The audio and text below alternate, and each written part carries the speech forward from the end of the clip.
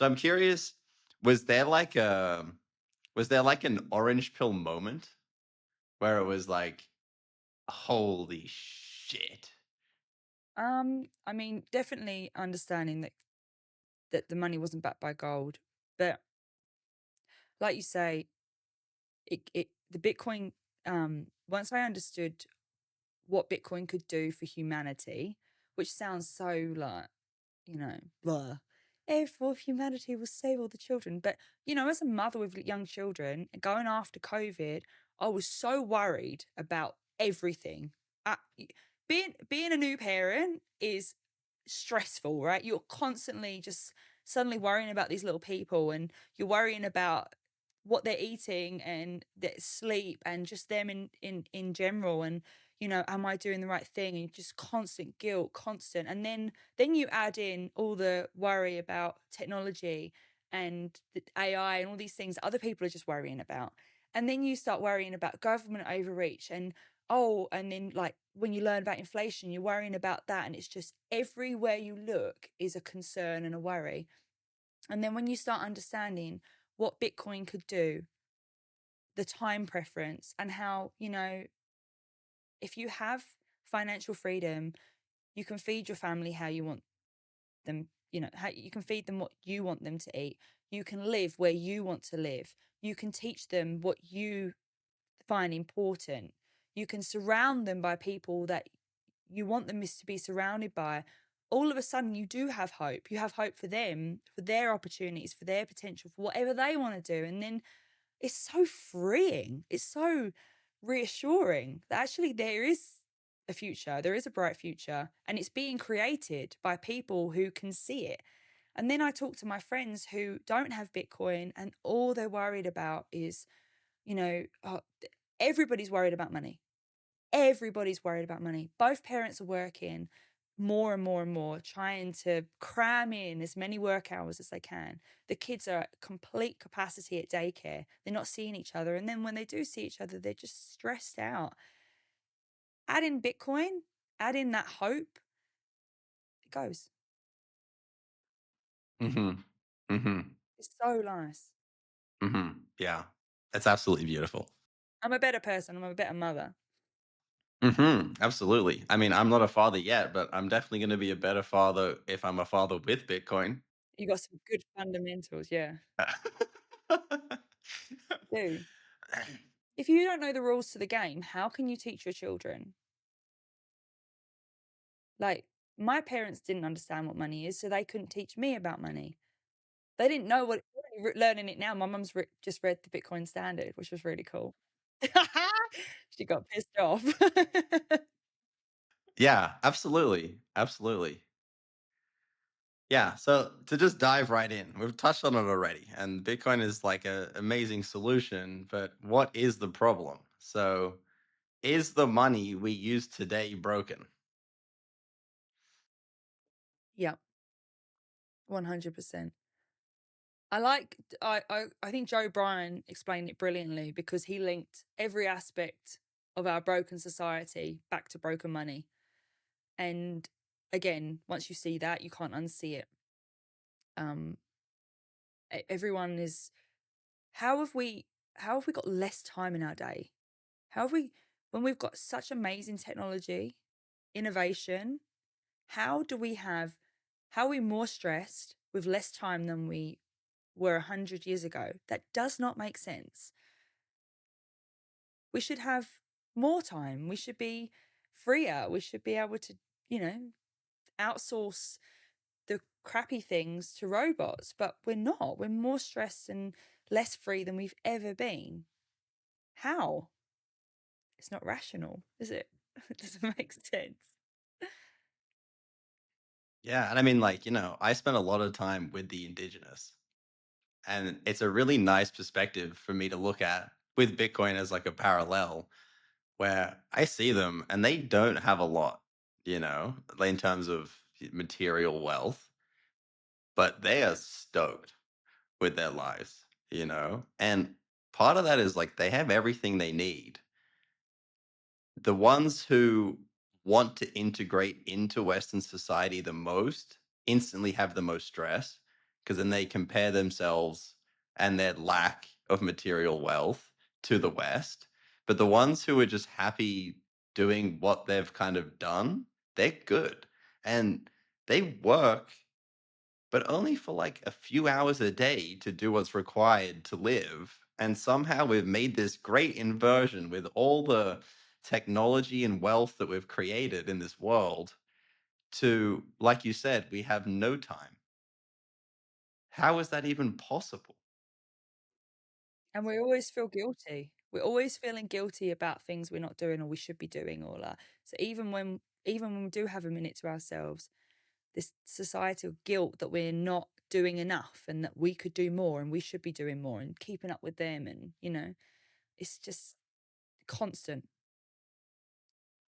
until we can't do it anymore. Uh-huh.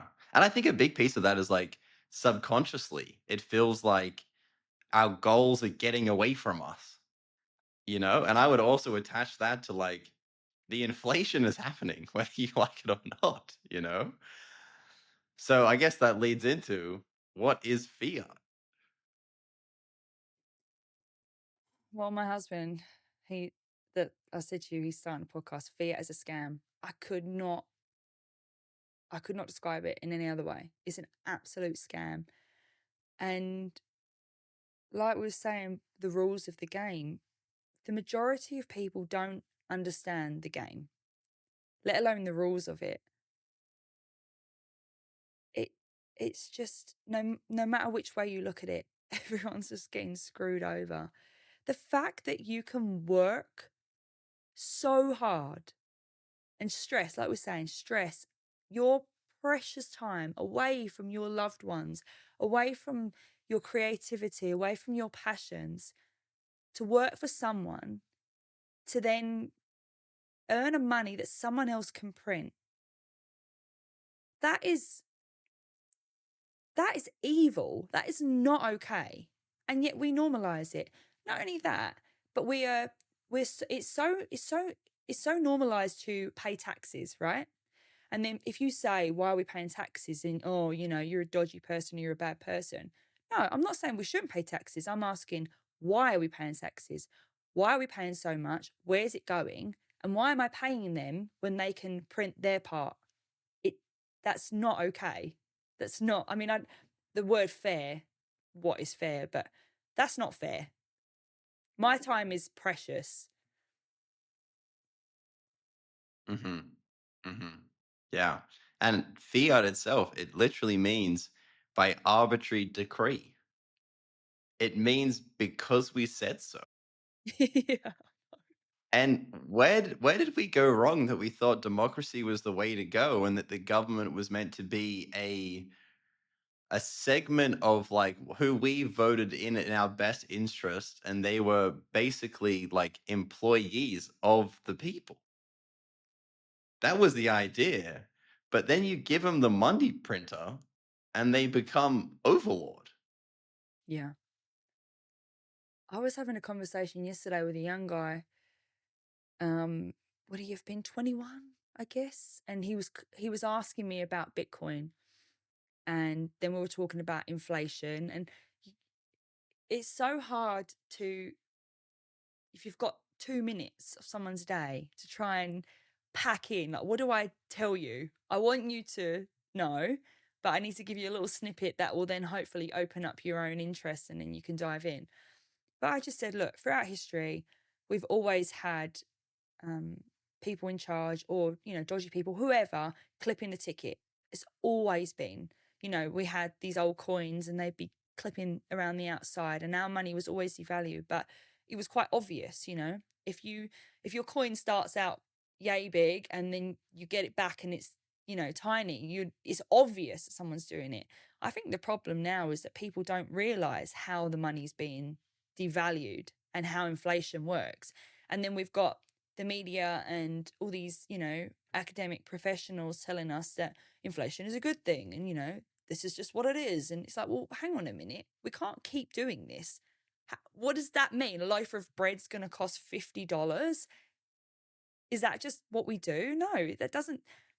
that does not make sense. That's not okay that we're just going to keep inflating away to nothing and then we're just going to work more and more and more. No, I'm opting out. I'm not. Now I know I'm less stressed about it because I understand what the game is. I see it for what it is and I go, I don't want to play. And hang on a minute, there's another game over here.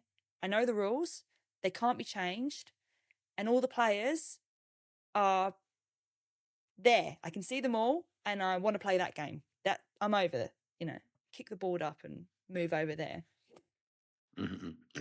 Yeah, I think like what you said there with inflation is really interesting, where the inflation is happening, but because the number in your bank account doesn't change, you don't think anything's happened to it. Imagine if we've somehow flipped the system where fiat was there was a fixed supply, right? But the government had full control into how it could move money around, and everyone saw their bank account go down by 3, 4, 5, 6, 7, 8, 9, 10% a year. What that would do to the psychology of people being like, wait a second, wait a second, this is theft, you know? Right. People look at if they're wage earners, they're like, oh, I've got a pay rise, and you're like, but compared to what? When you how they skew it, so it's like, when I like looking at like this could buy you this back then and this can buy you this now.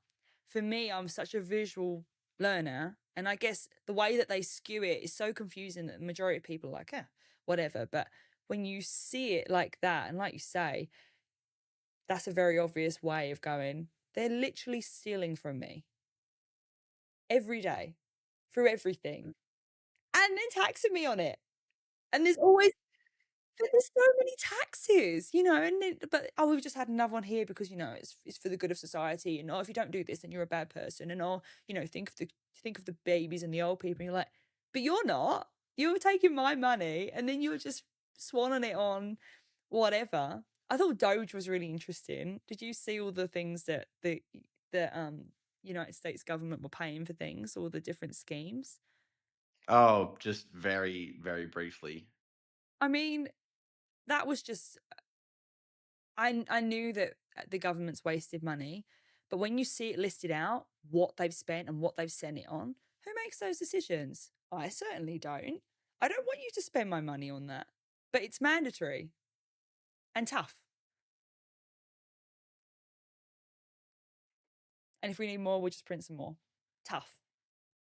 Deal with it. Deal with it, peasant. Exactly. It has. It's created this weird, like, oligarch peasant kind of situation. And people think that their lives are so good because the quality of life is increased. And it's somehow due to the government and not the productivity and genius of the human spirit. It's like instead of taking that and being like, look what we've achieved as humanity, being like, thank you, government, for making our lives so comfortable. There's like a delusion in people that's happened there. Thanks so much for tuning in. I really hope you enjoyed the show. If you did enjoy the show, don't forget to like and subscribe below. It really helps a growing channel like this out. And click up here. It'll take you to a collection of the best this podcast has to offer.